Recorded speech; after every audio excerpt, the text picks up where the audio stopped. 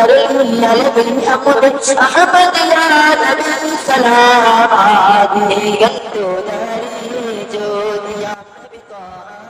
عليكم ورحمة الله تعالى وبركاته. الحمد لله رب العالمين والصلاة والسلام على رسوله الكريم وعلى آله الطاهرين وعلى آله وأصحابه أجمعين. قال الله تعالى في القرآن العظيم والفرقان المجيد: والسابقون الأولون من المهاجرين والأنصار. صدق الله العلي العليم. قال نبينا صلى الله عليه وسلم: أنا مدينة العلم أو كما عليه الصلاة والسلام. புகழும் புகழ்ச்சியும் வையகத்தை படைத்து பரிபாலிக்கின்ற அல்லாஹ் ஒருவனுக்கே உரிதாகட்டுமாக. சாந்தியும் சமாதானமும் அருமை நாயகம் முஹம்மது ரசூலுல்லாஹ் ஸல்லல்லாஹு அலைஹி வஸல்லம் அவர்களின் மீதும் அவர்களை பின்பற்றிய சத்திய சஹாபாக்கள், தாபிஈன்கள், தபா தாபிஈன்கள், நல்லோர்கள், நாதாக்கள், வலிமார்கள், இறைநேசர்கள், குறிப்பாக இங்கே வீழ்த்திருக்கும் நம் அனைவரின் மீதும் அல்லாஹுடைய வற்றாத கருணை என்றென்றும் நின்று நிலவட்டுமாக. அல்ஹம்துலில்லாஹ். அண்ணல் நபி ஸல்லல்லாஹு அலைஹி வஸல்லம் அவர்கள் வாழ்க்கை வரலாற்றை தொடர்ந்து பெருமானார் ரசூலுல்லாஹ் ஸல்லல்லாஹு அலைஹி வஸல்லம் அவர்கள் மக்காவில் ஏற்பட்ட சிரமங்களின் இன்னல்களின் காரணமாக புலன்பெயர்ந்து ஹிஜ்ரத்துடைய பயணத்தை மேற்கொண்டு மதீனா நகரத்திற்கு சென்றடைந்த வரை நாம் பார்த்தோம். பெருமானார் ரசூலுல்லாஹ் ஸல்லல்லாஹு அலைஹி வஸல்லம் அவர்கள் மதீனா நகரத்திற்கு நுழைவதற்கு முன்னால் குபா என்ற ஒரு இடத்தில் ஜும்மாவுடைய தொழுகை கடமையாகிறது. அதற்கு இன்றைக்கும் பெயர் மஸ்ஜிதே குபா அல்லது மஸ்ஜிதே ஜும்மா என்று ஒரு பள்ளிவாசல் அந்த இடத்தில் கட்டப்பட்டு பெருமானார் முதலாக ஜும்மாவுடைய தொழுகையை தொழுத ஒரு இடம். அந்த இடத்திலே பெருமானார் ஜும்மாவுடைய தொழுகையை தொழுதுவிட்டு மதீனா நகரத்திற்கு நுழைகிறார்கள். மதீனா நகரத்திற்கு நுழைகிறார்கள். ஒரு பக்கம் முஹாஜிர் சஹாபாக்கள், மறுபக்கம் அன்சாரி சஹாபாக்கள். அன்சாரி சஹாபாக்கள் விவசாயத்திலும் அவர்கள் விவசாயம் செய்வதிலே மும்பரமாக இருந்தவர்கள். இங்கு முஹாஜிர் சஹாபாக்கள் தன்னுடைய பொருட்கள், செல்வந்தங்கள் அனைத்தையும் இழந்துவிட்டு தன்னுடைய உறவினர்கள், மனைவி, குழந்தை, தன்னுடைய தாய், தகப்பன் என்று அனைத்து சொந்தங்களையும் இழந்துவிட்டு போட்டிருக்கும் ஆடையுடன் மதீனா நகரத்தை சென்று ஹிஜ்ரத்திற்கு சென்ற புலம்பெயர்ந்த சஹாபாக்கள், முஹாஜிர் சஹாபாக்கள். எத்தனையோ சஹாபாக்கள் எவ்வளவு சிரமத்துடன் வந்திருக்கிறார்கள் என்று சொன்னால், பெருமானார் ரசூலுல்லாஹ் ஸல்லல்லாஹு அலைஹி வஸல்லம் அவர்கள் மதீனா நகரத்திற்கு சென்று விட்டு மக்காவிலே ஒரு கடிதம் எழுதுகிறார்கள். நான் ஹிஜ்ரத் செய்து மதீனா நகரத்திற்கு வந்து விட்டேன். மக்காவில் உள்ள அனைத்து மக்களும் மதீனா நகரத்திற்கு, அனைத்து முஸ்லிம்களும் ஈமான் கொண்டவர்களும் ஹிஜ்ரத் செய்து விடுங்கள் என்று சொல்ல, ஜுந்துப் ஒரு சஹாபி அவர்கள் தன்னுடைய பிள்ளைகளை அழைத்து கூறுகிறார், பெருமானார் ரசூலுல்லாஹ் ஹிஜ்ரத்திற்கு சென்று விட்டார்கள், நானும் ஹிஜ்ரத்திற்கு செல்ல வேண்டும் என்று சொல்ல, பிள்ளைகள் சொல்கிறார்கள், நீங்கள் எழுந்து நடக்கக்கூடிய நிலையில் இல்லை, நீங்கள் ஹிஜ்ரத்திற்கு செல்லக்கூடிய நிலையில் இல்லை. பெருமானார் கடிதம் எழுதியது யாரால் வர முடியுமோ, யாரால் ஹிஜ்ரத்திற்கு செல்ல முடியுமோ, யாருக்கு உடல் தாக்கத்திருக்கிறதோ அவர்கள் ஹிஜ்ரத் செய்தால் போதும் என்றுதான் எழுதியிருக்கிறார்கள். உங்களால் முடியாது, நீங்கள் ஹிஜ்ரத்திற்கு செல்ல வேண்டாம் என்று சொல்ல, அந்த சஹாபி படுத்த படுக்கையில் இருக்கிறார்கள். பிள்ளைகள்கிட்ட சொல்றாங்க, எனக்கு அதெல்லாம் தெரியாது, நாயகம் ஹிஜ்ரத்திற்கு போயிட்டாங்க, நானும் ஹிஜ்ரத்துக்கு போகணும்னு சொல்லி பிடிவாதம் பட்டு அவர்களுடைய 4 பிள்ளைகள் கட்டுலோட தூக்கி சுமர்ந்து பாடையில் ஹிஜ்ரத்திற்கு சென்றார்கள் என்று சொல்லுவோம் அல்லவா. பாடையில் மதீனாவை விட்டு வெளியேறினார்கள். மக்காவை விட்டு வெளியேறுகிறார்கள். மதீனா நகரத்திற்கு நுழைவதற்கு முன்னாலேயே மக்காவுடைய எல்லையிலேயே அவர்கள் ரூஹு பிரிந்து விட்டது. பெருமானாருக்கு இந்த செய்தி தெரிய வருகிறது. பெருமானார் சொல்கிறார்கள், மக்காவை விட்டு ஹிஜ்ரத்துடைய நோக்கத்திற்கு யார் வெளியேறினாலும் சரி, அவர்கள் ஹிஜ்ரத் செய்த முஹாஜிருடைய பட்டம் கிடைக்கும் என்று பெருமானார் சொல்கிறார்கள். இப்படி எவ்வளவோ சிரமத்தோடு பாடையிலும் ஹிஜ்ரத் செய்த சஹாபாக்கள் இருக்கிறார்கள். அந்த அடிப்படையில் பெருமானார் ரசூலுல்லாஹ் ஸல்லல்லாஹு அலைஹி வஸல்லம் மதீனா நகரத்திற்கு நுழைந்து விட்டு அங்கு அவுஸ் ஹஜ்ரஜ் 2 கோத்திரத்தார்கள் பெருமானார் என்னுடைய வீட்டில் தங்க வேண்டும், பெருமானார் எங்கள் வீட்டில் தங்க வேண்டும் என்று சண்டையிட்டுக் கொள்ள பெருமானார் சொல்கிறார்கள். அண்ணல் நபி ஸல்லல்லாஹு அலைஹி வஸல்லம் அவர்கள் சொல்கிறார்கள், நான் தங்குவதற்கு வீடை இறைவன் ஏற்பாடு செய்து வைத்திருக்கிறான், நான் ஒட்டகத்துடைய கயிற்றை விடுவேன், அந்த என்னுடைய ஒட்டகம் எங்கு செல்கிறதோ அந்த வீடுதான் நான் இருக்கும் வீடு என்று பெருமானார் சொல்கிறார்கள். ஃபத்ருக்குஹா ஃபத்ருக்குஹா ஃபத்ருக்குஹா ஃபஇன்னஹா மஅமூரா, நான் அதை விட்டு விடுவேன், அது ஏவப்பட்டு இருக்கிறது. பெருமானார் சொன்னார்கள், அதே போன்று கயிற்றை விட்டார்கள். இன்றைக்கு இருக்கின்ற மஸ்ஜித் நபவியை 3 முறை சுத்தியது. இன்றைக்கு இருக்கின்ற மஸ்ஜித் நபவியுடைய இடத்தை 3 முறை சுத்தி இறுதியாக அபு அய்யூபுல் அன்சாரி என்ற ஒரு சஹாபியோட வீட்டிற்கு சென்றடைகிறது. இந்த சஹாபியோட வீட்டில் தான் பெருமானார் இருக்க போகிறேன் என்று சொல்கிறார்கள். அதற்கு முன்னால் பெருமானார் மதீனா நகரத்திற்கு வருவதற்கு முன்னால், பெருமானார் மக்காவிலே தோன்றுவதற்கு முன்னால், நபித்துவம் கொடுப்பதற்கு முன்னால் 500 ஆண்டுகள் முன்னாடியே அந்த அபு அய்யூபுல் அன்சாரி என்ற ஒரு சஹாபியுடைய வரலாற்று அந்த வீடு எப்படி கிடைத்தது என்று பார்த்தோம் என்று சொன்னால், பெருமானார் ரசூலுல்லாஹ் ஸல்லல்லாஹு அலைஹி வஸல்லம் அவர்கள் பிறப்பதற்கு 500 ஆண்டுகளுக்கு முன்னாலேயே அந்த யஸ்ரிப் என்று சொல்லக்கூடிய ஒரு இடத்தில் முன்வேதத்தை படித்தவர்கள் வந்து, இங்கு இறுதி தூதர் வருவார், இந்த இடத்தில் தங்க வேண்டும், அவர்களுக்கு நாம் வீடு கொடுக்க வேண்டும் என்று ஆசைப்பட்டு பெருமானார் வர வேண்டும், பெருமானார் இந்த வீட்டில் தங்க வேண்டும் என்று சொல்லி 500 ஆண்டுகளுக்கு முன்பாகவே அந்த அபு அய்யூபுல் அன்சாரியுடைய முன்னோர்கள் பெருமானாருக்கு வீடு கொடுக்க வேண்டும் என்று ஒரு வீட்டை தயார் செய்து வாழையடி வாழையாக, எப்படின்னு சொன்னா அந்த அந்த முன்னோர்கள் ஒருத்தர் மரணித்தார்னா கடிதத்துல எழுதியிருப்பாங்க, இந்த இடத்துல இறுதி தூதர் வருவார், அவர் இந்த வீட்டுல தங்க வேணும்னு சொல்லி கடைசியா யார் மரணிக்கிறாங்களோ அந்த கடிதம் மற்றவர்கள்ட்ட கொடுத்துட்டு மௌத்தா போயிருவாங்க. இப்படியே வாழையடி வாழையாக மாறி மாறி மாறி அபூ அய்யூப் அல் அன்சாரி ரலியல்லாஹு தஆலா அன்ஹு அவர்களுடைய கையில் வருகிறது. அந்த நேரத்தில் பெருமானார் ரசூலுல்லாஹ் ஸல்லல்லாஹு அலைஹி வஸல்லம் அவர்களுடைய வீட்டிலே தஞ்சம் புகுதுகிறார்கள். பெருமானார் ஸல்லல்லாஹு அலைஹி வஸல்லம் அவர்கள் அபூ அய்யூப் அல் அன்சாரி சஹாபியுடைய வீட்டிலே தங்குகிறார்கள். நாம் வரலாற்றில் பார்த்திருப்போம், அபூ அய்யூப் அல் அன்சாரி தான் பெருமானாருக்கு வீடு கொடுத்தார் என்று சொன்னால் அல்ல, 500 ஆண்டுகளுக்கு முன்னால் பெருமானார் அந்த சங்கதிகளுக்கே வீடு கொடுத்தவர் பெருமானார் தான். அந்த கோத்திரத்தார்களுக்கு அவர்கள் முன்னோர்களில் இருந்து பெருமானார் வீடு கொடுத்தது இவர்களுக்கு. இப்படி அந்த வீட்டிலே தங்குகிறார்கள் பெருமானார் ரசூலுல்லாஹ் ஸல்லல்லாஹு அலைஹி வஸல்லம். மதீனாவுடைய வாழ்க்கை தொடர்கிறது. ஆனா மக்கால் இருக்கக்கூடிய முஷ்ரிக்கீன்கள் பெருமானாரை சாதாரணமாக விடவில்லை. மதீனாவுடைய வாழ்க்கை தொடர்கிறது. மக்கால் இருக்கக்கூடிய முஷ்ரிக்கீன்கள் பெருமானாரை சாதாரணமாக விடவில்லை. ஆனாலும் பெருமானார் ரசூலுல்லாஹ் ஸல்லல்லாஹு அலைஹி வஸல்லம் அவர்கள் மதீனா நகரத்திற்கு வந்து முதலாக ஒரு கன்னி உரையாற்றுகிறார்கள். அனைத்து முஹாஜிர் சஹாபாக்கள், அனைத்து அன்சாரி சஹாபாக்கள் அனைவரையும் அழைத்து ஒரு கன்னி உரை, பெருமானாருடைய வார்த்தை நாம் ஆரம்பத்திலே சொன்னதை போல ஜவாமி கலீம், குறைவாக பேசுவார்கள், பல ஆயிரம் அர்த்தங்கள் உள்ளடங்கி இருக்கும். அதே போன்றுதான் பெருமானார் பேசுகிறார்கள். யா அய்யுஹன் நாஸ் அஃசுஸ் ஸலாம் பைனக்கும் வஅத்இமுத் துஆம வஸல்லு ஃபில் லைலி வன்னாசி யௌமன் தத்குலுல் ஜன்னா பிஸ்ஸலாம். யா அய்யுஹன் நாஸ் அஃசுஸ் ஸலாம், உங்களுக்கு மத்தியில் சமாதானம் ஆகிக் கொள்ளுங்கள், உங்களுக்கு மத்தியில் சமாதானம் ஆகிக் கொள்ளுங்கள். யாருக்கு உணவு இல்லையோ அவர்களுக்கு உணவு கொடுங்கள். இரவிலே அனைத்து மக்களும் உறங்கும் நேரத்தில் இரவிலே தொழுது கொள்ளுங்கள். நீங்கள் சுவனத்தில் சலாமத்தாக நுழைவீர்கள் என்று பெருமானார் ஒரு சின்ன உரையாற்றுகிறார்கள். அந்த நிலையில்தான் அன்சாரி சஹாபாக்கள் தன்னுடைய உடைமைகளை அனைத்தையும் முஹாஜிர் சஹாபாக்களுக்கு அள்ளி கொடுத்தார்கள் என்று வரலாற்றில் பார்க்கிறோம். யார்கிட்டெல்லாம் 2 வீடு இருக்கோ ஒரு வீடை முஹாஜிர் சஹாபாக்களுக்கு கொடுத்துருவாங்க. யார்கிட்டெல்லாம் பொருளாதாரம் இருக்கோ அனைத்து பொருளாதாரத்துல பாதியை கொடுத்துருவாங்க.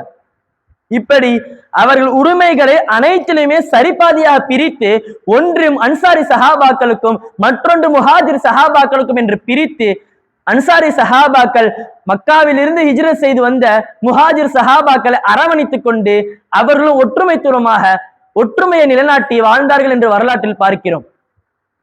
இப்படி ஒற்றுமையாக வாழ்கின்ற நேரத்தில் தான் அந்த யஹூதிகள் முஷ்ரிக்கீன்கள் பெருமானாரை சாதாரணமாக விடவில்லை, பெருமானாருக்கு தொல்லை கொடுத்தார்கள்.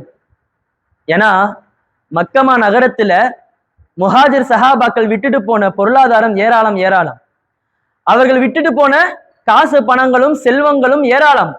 அது அனைத்தையும் வைத்து முஸ்லிம்கள் விட்டு சென்ற பொருளாதாரத்தை வைத்து இஸ்லாமியர்களை அழிக்க வேண்டும் என்று இஸ்லாமியர்களுக்கு தொல்லை கொடுக்கிற நிலையிலே மாறிவிட்டார்கள். மக்கால் இருக்கக்கூடிய முஷ்ரிக்கீன்கள் மதீனா நகரத்தில் உள்ள அந்த சுற்றுப்புறத்தில் உள்ள காட்டு அரபிகளை ஏவி விட்டு மதீனா நகரத்தில் இருக்கக்கூடிய அனைத்து முஸ்லிம்களுக்கும் தொல்லை கொடுக்க ஆரம்பிச்சிட்டாங்க. ஏராளமான சிரமங்கள் மதீனாவிற்கு வந்த பிறகும், ஹிஜ்ரத் செய்து வந்த பிறகும் ஏராளமான சிரமங்கள். இந்த நிலையில்தான் ரசூலுல்லாஹ் ஸல்லல்லாஹு அலைஹி வஸல்லம் அவர்களுக்கு ஒரு யோசனை. இவர்கள் பொருளாதாரத்தை எப்படியாவது நாம் முடக்க வேண்டும், இவர்கள் பொருளாதாரத்தை நாம் எப்படியாவது முடக்க வேண்டும் என்று நினைக்கும் பொழுது அபூ சுஃபியான் பிற்காலத்தில் இஸ்லாம் ஆகிவிட்டார் என்று வரலாற்றில் வருகிறது. அபூ சுஃபியானுடைய தலைமையில் ஒரு வியாபார கூட்டம் ஷாம் நகரத்திற்கு சென்றிருக்கிறது. அதை நாம் பிடித்து விட்டால், அந்த வியாபார கூடத்தை தடுத்து விட்டால் நமக்கு பொருளாதாரத்தில் மேம்பாடு கிடைக்கும் என்று பெருமானார் ரசூலுல்லாஹ் ஸல்லல்லாஹு அலைஹி வஸல்லம் திட்டம் போடுகிறார்கள். அபூ சுஃபியானை தடுக்க போகும் என்ற திட்டம் அபூ சுஃபியானுக்கு தெரிந்து விட்டது. பெருமானார் தடுக்க வராங்க, நம்ம வியாபார பொருட்களை பறிக்க வராங்கன்னு சொல்லி அபூ சுஃபியானுக்கு தெரிந்து விட்டது. அபூ சுஃபியான் உடனடியாக ஒரு மனிதனை அனுப்பி, நீ மக்கால போய் இந்த மாதிரி ஒரு நிலைமை வருதுன்னு சொல்லி அறிவிச்சிருன்னு சொல்லி அனுப்புறாரு. அந்த மனிதர் மக்காமா நகரத்திற்கு போய் அபூஜஹல்கிட்ட சொல்றாங்க. மொத்த அபூஜஹல் சுமார் 1000 நபர்களை திரட்டி கொண்டு போர் செய்யலாம், நாம் அவர்களை போர் செய்து விடலாம் என்று வருகிறார். இந்த இடத்துல அபூ சுஃபியான் அவர் பெருமானாருடைய கண்ணில் மண் தூவி விட்டு வேறு ஒரு புறம் மூலமாக மக்கமா நகரத்திற்கு வந்து விட்டார். மக்கமா நகரத்திற்கு இங்கிட்டு வந்து விட்டாரு. இங்கிட்டு அபூஜஹல் ஒரு பெரும் படையை திரட்டி கொண்டு எப்படியாவது முகமதுடைய கூட்டத்தை அழித்து விடுவோம் என்று சொல்லி போருக்கா சென்று கொண்டிருக்கிறார். இந்த இடத்தில் தான் நாம் பிரபலமாக கேட்டுக்கொண்டிருக்கிறோம் அல்லவா, பத்ர் போர்க்களம். நம் வரலாற்றில் மிகப்பெரிய சாதனை படைத்த, வரலாற்றுல ஒரு ஹிஸ்டரியை உருவாக்கின பத்ர் போர்க்களம் ஏற்பட சூழ்நிலை அமைகிறது. இப்படி ஒரு சூழ்நிலையில் தான் பத்ர் போர், இஸ்லாத்தில் முதலாக மார்க்கம் உருவாகுவதற்கு இஸ்லாத்தின் முதல் போர் என்பது பத்ர் போர்க்களம். இஸ்லாமியர்கள் மாத்திரம் அந்த போர்க்களத்தில் தோற்றிருந்தால் அல்லாஹ் என்று சொல்வதற்கு ஒரு மனிதன் இந்த உலகத்தில் இருந்திருக்க மாட்டார். அந்த போர்க்களம் ஏற்படுகிறது. அபூ சுஃபியான் திருப்பி அபூஜஹலுக்கு கடிதம் எழுதுகிறார்.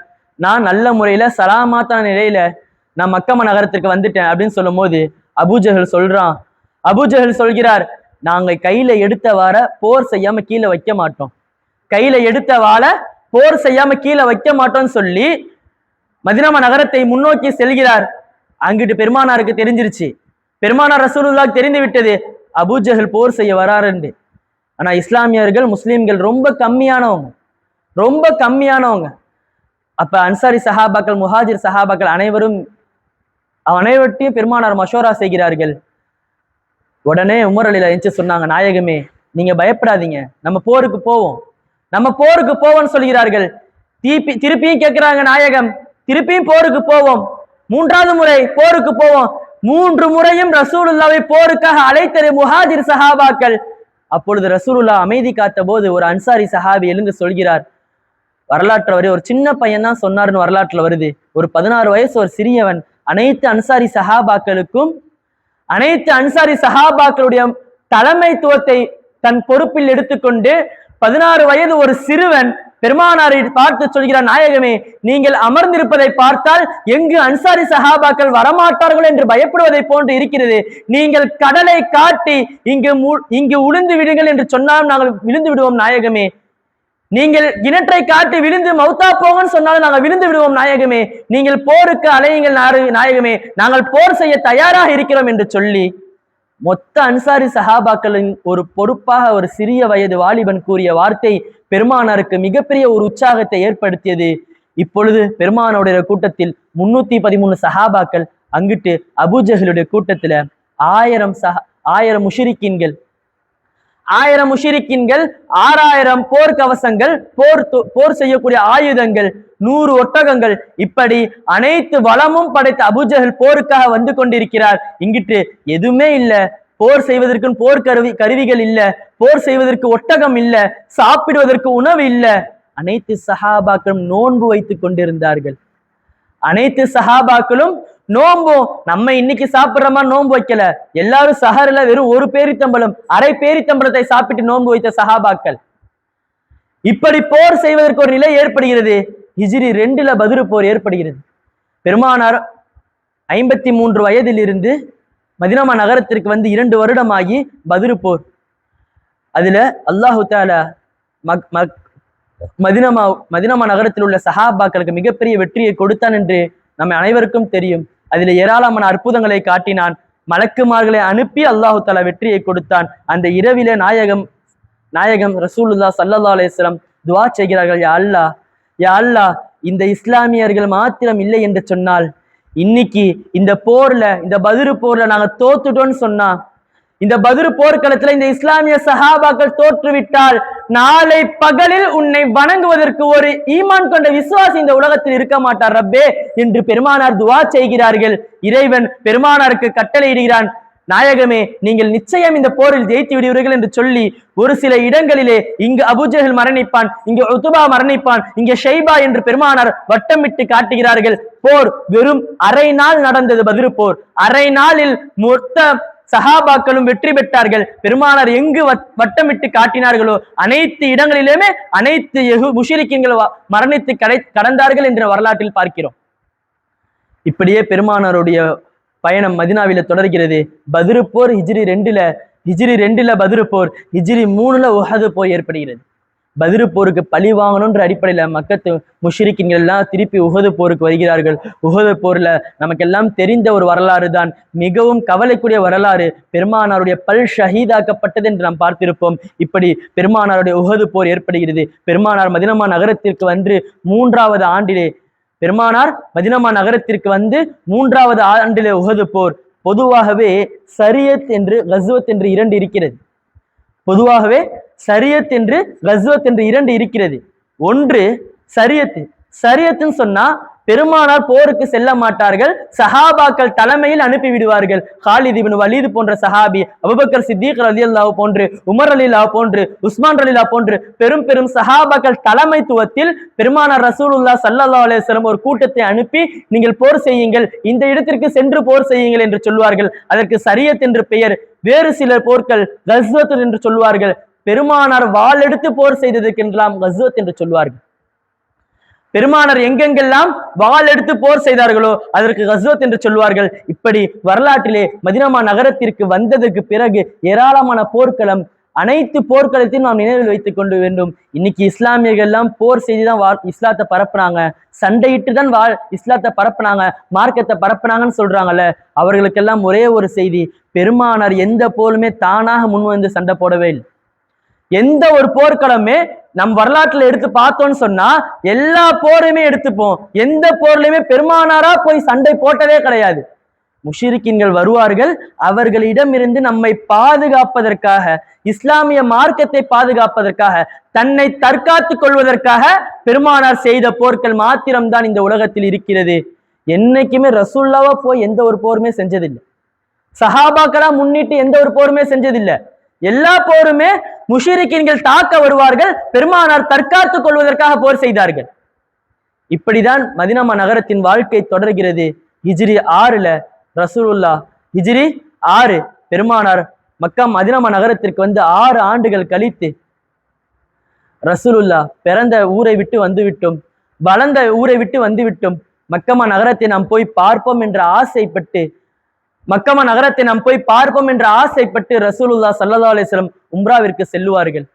உம்ராவிற்கு செல்லும் போது அதுல ஹுதைபியா என்ற ஒரு இடத்திலே அனைத்து முஷ்ரிக்கீன்கள் ரசூலுல்லாஹ் நிப்பாட்டிடுவாங்க. ரசூலுல்லாஹ் கூட வந்தது 1400 சஹாபாக்கள் அல்லது 1600 சஹாபாக்கள் என்று சொல்லி வருகிறது. நாம் பிரபலமாக கேள்விப்பட்டிருக்கும் ஹுதைபியா ஒப்பந்தம் ரசூலுல்லாஹ்க்கு அந்த இடத்துல ஏற்படுகிறது. முஷ்ரிக்கீன்கள் தடுத்து நிறுத்திவிட்டு சொல்லுவார்கள், நீங்க இந்த வருஷம் உம்ரா செய்ய வேணாம், நீங்க போங்க, அடுத்த வருஷம் மீண்டும் வாருங்கள். அங்கு ஒரு ஒப்பந்தம் நடக்கின்றது. அந்த இடத்திலே அந்த ஒரு ஒப்பந்த பந்தலிலே, ஒப்பந்தம் கடிதத்திலே ஏராளமான விஷயங்கள் எழுதியிருக்கிறது. எல்லா விஷயத்திலுமே ஒரு இடத்துல சொல்லுவாங்க, மதீனா நகரத்திற்கு யாராவது முஸ்லீமாகி வந்தா நீங்க திருப்பி மக்காக்கு அனுப்பிச்சிடணும். ஆனா மதீனால இருந்து யாராவது முஷ்ரிக்காகி மக்கால வந்தா நாங்க அனுப்ப மாட்டோம். இப்படி பல சட்டங்கள், பல ஒப்பந்தங்கள் இஸ்லாமியருக்கு மறுப்பாகவும் முஷ்ரிக்கீன்களுக்கு சாதகமாகவும் அமைந்தது.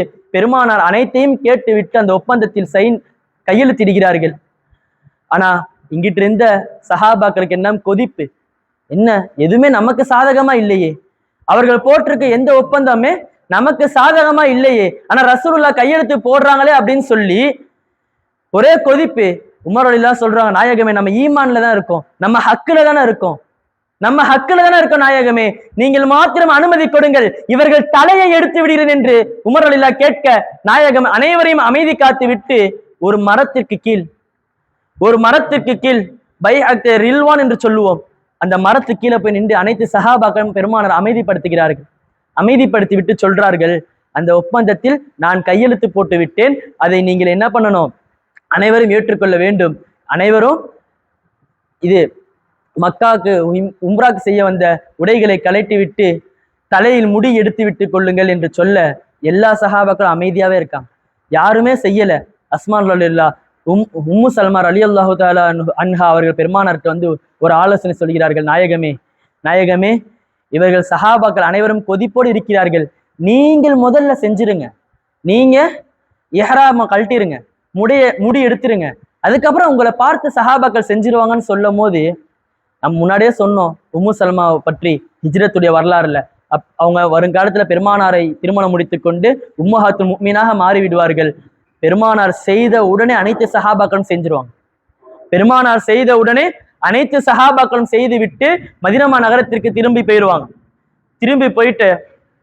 திரும்பி போனோடனே அந்த ஒப்பந்தம் போட்டாங்கல்ல, அதுல பெருமானார் ரொம்ப பேணிக்கையா இருந்தாங்க. உதைபியா ஒப்பந்தம் நம்ம சொல்றோம், அந்த ஒப்பந்தத்துல எதுவுமே இஸ்லாமியர்களுக்கு சாதகமா இல்ல, ஆனா எல்லாத்தையுமே பெருமானார் என்ன பண்ணாங்க, ரொம்ப பேணிக்கா. அபு ஜுந்துப்னு ஒரு சஹாபி ஈமான் கொண்டு மக்கமா நகரத்திலிருந்து மதீனாக்கு ஹிஜ்ரத் செஞ்சு வருவாரு, ரசூலுல்லாஹ் மதீனாக்குள்ள சேர்க்க மாட்டாங்க. அவர் கூட பல சஹாபாக்கள் ஈமான் கொண்டு வருவார்கள். ரசூலுல்லாஹ் மதீனாக்குள்ள சேர்க்காம இவங்க மக்காவுக்கு போகவும் அனுமதி இல்லாம மதீனாவுடைய எல்லையில மதீனாவுக்கு வெளியே ஒரு இடத்துல கூடாரம் போட்டு இவர்கள் தங்கி விடுவார்கள். இப்படி ஒவ்வொரு சஹாபாக்களும் வந்து கொண்டிருப்பார்கள். இப்படியே மதீனாவுக்கு வெளியில ஒரு சஹாபாக்கள் கூட்டம், ஈமான் கொண்ட ஒரு கூட்டம் உருவாகி விட்டது. ஆனா அங்கு எல்லாருமே என்ன பண்ணாங்க, ரொம்ப பேணிக்கையா இருந்தாங்க சஹாபாக்கள் அனைவரும். இந்த ஹுதைபியா ஒப்பந்தத்துல எதுவுமே நமக்கு சாதகமா இல்லாட்டியுமே அனைத்து சஹாபாக்களும் பேணிக்கையா இருந்தார்கள். அதே மாதிரி ரசூலுல்லாஹ்வுக்கு ஒரு நிலையில மதீனா நகரத்துல இருக்கும் பொழுது சூனியம் வைக்கப்படுகிறது. ரசூலுல்லாஹ்வுக்கு சூனியம் வைக்கப்பட்டு ரசூலுல்லாஹ் இந்த உலகத்துடைய விஷயத்துல மட்டும் ஒரு சில விஷயத்த செய்தேன் என்று சொல்லுவார்கள், ஆனா செஞ்சிருக்கவே மாட்டாங்க. ஒரு சில விஷயத்த செய்யலன்னு சொல்லுவாங்க, ஆனா செஞ்சிருப்பாங்க.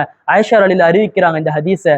ரசூலுல்லாஹ் அந்த சூனியம் வைக்கப்பட்ட 6 மாத காலங்கள் அவர்கள் இந்த உலகத்துடைய விஷயத்தில், மார்க்கத்துடைய விஷயத்துல எந்த ஒரு குழப்பமும் இல்லை, ஏன்னா அது அவர்கள் அல்லாஹ் பாதுகாக்கக்கூடிய விஷயம். இந்த உலகத்துடைய விஷயத்துல மட்டும் ரசூலுல்லாஹ் கொஞ்சம் குழப்பத்திலே இருந்தாங்க என்று ஆயிஷா ரலியல்லாஹு அறிவிக்கிறாங்க. ஒரு நிலை ரசூலுல்லாஹ் உறங்கி கொண்டிருக்கும் போது 2 மலக்குமார்கள் மீகாயில் அலைஹிஸ்ஸலாத்து வஸ்ஸலாம், ஜிப்ரீல் அலைஹிஸ்ஸலாத்து வஸ்ஸலாம் ரசூலுல்லாஹ்வுடைய தலைமாட்டுல இருந்து பேசி கொண்டிருக்கிறார்கள். இதோ உறங்கி கொண்டிருக்கிறாரே, இந்த மனிதருக்கு என்ன ஆனதுன்னு கேட்கும் பொழுது இவருக்கு சூனியம் வைக்கப்பட்டிருக்கிறது அப்படின்னு சொல்றாங்க. ஜிப்ரீல் அலைஹிஸ்ஸலாத்து வஸ்ஸலாம் சொல்ல மீகாயில் அலைஹிஸ்ஸலாத்து வஸ்ஸலாம் அவர்கள் கேட்கிறார்கள், நாயகம் உறக்கத்திலிருந்து கண் விழித்தோனே சூனியம் வைக்கப்பட்ட இடத்திற்கு சென்று அந்த சூனியம் வைக்கப்பட்ட பொருளை கூட அலி ரலியல்லாஹு கூட்டிட்டு போறாங்க. அந்த ஒரு கிணற்றுக்குள்ள இறங்கி அந்த பொம்மையை எடுத்து பார்த்தா வரலாற்றுல வருது, ரசூலுல்லாஹ்வுடைய தோற்றத்தை போன்ற ஒரு பொம்மை இருந்து அதுல 11 ஊசிகள் அல்லது 11 முடிச்சுக்கள் போட்டப்பட்டதுன்னு சொல்றாங்க. ரசூலுல்லாஹ் அந்த முடிச்சு அவுக்குறாங்க. அந்த நிலையில தான் ரசூலுல்லாஹ் குல்வல்லா ஃபலக் குல் ரப்பினாஸ் 11 ஆயத்துக்கள் கொண்ட 2 சூறாக்கள் சூரத்துல் முஅவ்விதத்தின் இறங்குகிறது. பெருமானார் சொல்லுவார்கள், அந்த ஒவ்வொரு முடிச்சுகளையும் கலட்டும் போது என்னுடைய உடம்பில் மிகப்பெரிய மாற்றம் ஏற்பட்டது. ஒரு கடுமையான தலைவலி வரும், தலைவலி போனே மிகப்பெரிய ஒரு மாற்றம். இப்படியே 11 முடிச்சுகளும் இறங்கும் போது 11 முடிச்சுகளும் கலட்டும் போது இந்த நிலைமை ஏற்பட்டது என்று ரசூலுல்லாஹ் சொல்லி இருக்கிறார்கள். அதற்காண்டிதான் இன்னைக்கும் சூஃபியாக்களும் வலிமார்கள் எழுதுவார்கள், யார் ஒரு மனிதன் தூங்கும் பொழுதும் இல்லது ஏதாவது ஒரு தொழுகைக்கு பிறகு சூரத்துல் முஅவ்விதத்தைன், குல் ரப்பில் ஃபலக், குல் ரப்பின் நாஸ் 2 சூறாக்களை ஓதி தூங்குறானோ இல்ல ஓதி கொண்டு இருக்கிறானோ அவனுக்கு பில்லி சூனியம் போன்ற ரூஹானியத்தான எந்த ஒரு பிரச்சனையும் வராது என்று வலிமார்கள் எழுதுவார்கள். இந்த ரூஹானியத்தான பிரச்சனையை விட்டு பாதுகாக்கக்கூடிய 2 சூறாக்களை அல்லாஹு தஆலா பெருமானாருக்கு அந்த நிலையிலே இறக்கினான். இப்படியே பெருமானாருடைய வாழ்க்கை தொடர்கிறது. அப்பொழுதுதான் உம்ரத்துல் கலா ஹிஜ்ரி 7ஆம் ஆண்டு ரசூலுல்லாஹ் மதீனாவிற்கு வந்து 7ஆம் ஆண்டு உம்ரத்துல் கலா அங்கு செய்ய முடியாத உம்ராவை மீண்டும் செய்கிறார்கள். செய்து முடித்த பிறகு ஹிஜ்ரி 7ஆம் ஆண்டு மக்கா நகரத்தையே வெற்றி பெறுகிறார்கள் பெருமானார் ரசூலுல்லாஹ் ஸல்லல்லாஹு அலைஹி வஸல்லம். இதற்கு முன்னால் ஹைபர் என்ற ஒரு போர், வரலாற்றிலேயே மிகப்பெரிய ஒரு போர், 1 மாத காலங்கள் நடந்தது என்று வரலாற்றில் வருது. ஹைபர் போர்க்களம், ஹைபருடைய மாளிகை, ஒரு கட்டிடம். அங்க மதீனாவுக்கு வெளியே அந்த முஷ்ரிக்கீன்கள், யஹூதிகள் அனைவரும் என்ன செஞ்சாங்க? இதுக்கு முன்னாடி மக்கால இருக்கக்கூடியவங்க ஒப்பந்தம் போட்டு வாழ்ந்தார்கள். ரசூலுல்லாஹ் மதீனாவுக்கு வந்த பிறகு மதீனால இருக்கக்கூடிய யஹூதிகள் ரசூலோட ஒப்பந்தம் போட்டு வாழ்ந்தார்கள். ஆனா வாழ்ந்து கொண்டிருக்கும் பொழுது ஒரு சில சேட்டைகள், ஒரு சில சில்லறைத்தனமான தொல்லைகள் அந்த சஹாபாக்களுக்கு கொடுத்து கொண்டிருந்தார்கள். அப்ப ரசூலுல்லாஹ் சொன்னாங்க, நீங்க மதீனா விட்டு ஒப்பந்தத்தை முடிச்சுட்டு வெளியே போய் எப்படி வேண்டாலும் வாழ்ந்துக்கோங்க. மதீனால இருக்கும் பொழுது நீங்கள் எந்த அளவுக்கு ஒப்பந்தம் கொடுத்தீர்களோ அதே போன்று வாழ வேண்டும் என்று ரசூலுல்லாஹ் சொல்கிறார்கள். ஆனா அந்த யஹூதிகள் கேட்கல, ரொம்ப தொல்லை கொடுத்தாங்க. இப்பொழுது ரசூலுல்லாஹ் தோன்றுகிறது, இந்த யஹூதிகளை முற்றிலும் அழிக்க வேண்டும் என்று சொல்லி ஹைபருடைய போர்க்களத்துக்கு அந்த மாளிகையை சொன்னா 900 ஸ்கொயர் ஃபீட் சதுரடி, 90,000 ஸ்கொயர் ஃபீட்டு சதுரடி மாத்திரம். ஆனா இப்ப நம்ம சொல்லணும், குட்டி கிராமம், ஒரு குட்டி கிராமம், பல கணக்கான யஹூதிகள் கூட்டம் வாழ்கின்ற ஒரு இடத்துல அந்த ஒரு கட்டிடம், அது ஒரு மாளிகை. அப்படிப்பட்ட ஒரு கோட்டையில, ஹைபர் கோட்டையில நம்ம மொத்தமா இந்த யஹூதிகளை அழிச்சிருவோம்னு சொல்லி ரசூலுல்லாஹ் முடிவெடுக்கிறார்கள். அங்குதான் நம்ம அந்த ஹைபர் கோட்டையை முற்றிடுகிறார்கள். நம் வரலாற்றில் பிரபலமாக கேள்விப்பட்டு இருக்கும். ஹைபருடைய வாசலை அலி ரலியல்லாஹு தஆலா அன்ஹு அவர்கள் தன்னுடைய ஒற்றை கையில் தூக்கி வீசினார்கள் என்று. அந்த ஹைபருடைய கோட்டையுடைய வாசலை சாதாரணமா 20-25 பேர் தூக்கணும். ஆனா அலி ரலியல்லாஹு வீரம் தன்னுடைய ஒரே ஒரு கையில அலி ரலியல்லாஹு தூக்கி எறிந்தார்கள் என்று வரலாற்றில் நாம் பார்க்கிறோம். இப்படி பெருமானாருடைய வாழ்க்கை மதீனா நகரத்தில் ஏற்படுகிறது. ரசூலுல்லாஹ்க்கு இந்த ஹைபர் போர்க்களத்திற்கு முன்னால் ஹைபருடைய யஹூதியில ஒரு பெண்மணி விஷம் கொடுத்து உணவு வைக்கிறார். ரசூலுல்லாஹ் அந்த விஷத்தை சாப்பிடாமல் அந்த சஹாபாக்களை அனைவரையும் சாப்பிட வேண்டாம் என்று சொன்னார்கள். ஒரே ஒரு சஹாபி சாப்பிட்ட உடனே மரணித்து விடுவார். நாயகம் வாயில் வைத்த உடனே எடுத்து விடுவார்கள். இந்த விஷம்தான் நாயகத்துடைய இறுதியிலே அவர்கள் நெஞ்சை எரித்தது என்று வரலாற்றில் வருகிறது. பெருமானார் ரசூலுல்லாஹ் ஸல்லல்லாஹு அலைஹி வஸல்லம் அவர்களுடைய மதீனத்து வாழ்க்கை இவ்வளவு சிரமமாக ஏற்பட்டது. ரசூலுல்லாஹோட 60 வயதில் ரசூலுல்லாஹ் மக்கா நகரத்தை வெற்றி பெற்றார்கள். அப்ப அன்சாரி சஹாபாக்கள் அனைவரும் கூறினார்கள், நாயகமே நீங்கள் மக்கா நகரத்தை வெற்றி பெற்றீர்கள், அதற்காண்டி மக்காலே இருந்திராதீங்க நாயகம்னு சொல்லும் பொழுது ரசூலுல்லாஹ் சொல்லுவார்களாம், நான் இந்த முஹாஜிர் சஹாபாக்களுக்கு கனிமத்துடைய பொருட்கள் அனைத்தையும் தந்து விடுகிறேன், ஆனால் அன்சாரி சஹாபாக்களுக்கு நான் என்னையே தருகிறேன் என்று சொல்லுவார்கள். அதற்காண்டிதான் இன்னைக்கும் ரசூலுடைய ரவுலா ஷரீஃப் மதீனா நகரத்துல இருக்கு. இப்படி பெருமானார் ரசூலுல்லாவுடைய வாழ்க்கை மதீனா நகரத்தில் வருகிறது. இதே போன்று ரசூலுல்லாவுடைய கடைசி காலங்கள் தொடர்கிறது. அல்லாஹு தஆலா வருகின்ற நாட்களிலே அதை முழுமையாக கேட்டு அதன்படி வாழக்கூடிய பாக்கியத்தை அல்லாஹ் தந்தருள்வானாக. வாஹிர் தஅவானா அனில் ஹம்துலில்லாஹி ரப்பில் ஆலமீன். அஸ்ஸலாமு அலைக்கும் வரஹ்மத்துல்லாஹி தஆலா வபரகாத்துஹு.